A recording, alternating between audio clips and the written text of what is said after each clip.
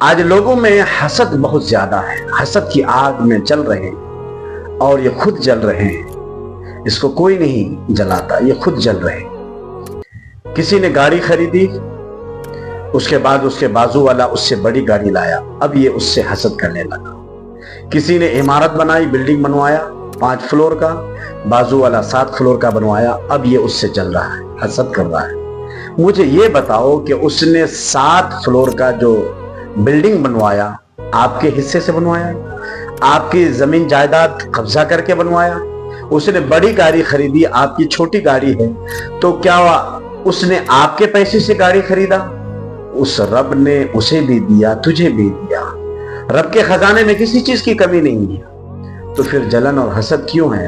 آپ کی قسمت میں جو تھا وہ آپ کو مل گیا، اس کی قسمت میں جو ہے اسے مل رہا ہے۔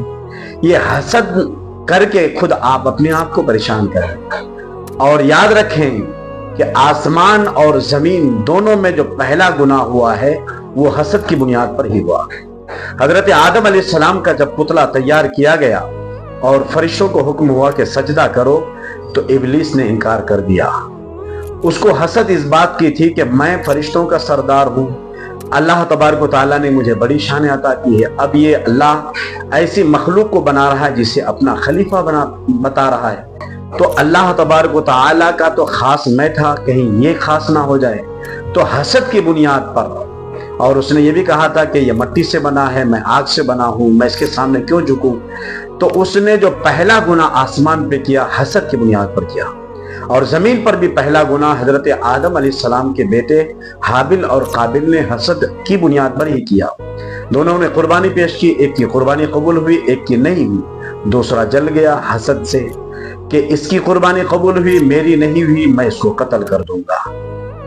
تو پہلا گناہ جو آسمان میں ہوا وہ بھی حسد کی وجہ سے، اور زمین میں بھی پہلا گناہ جو ہوا وہ حسد کی بنیاد پر ہے۔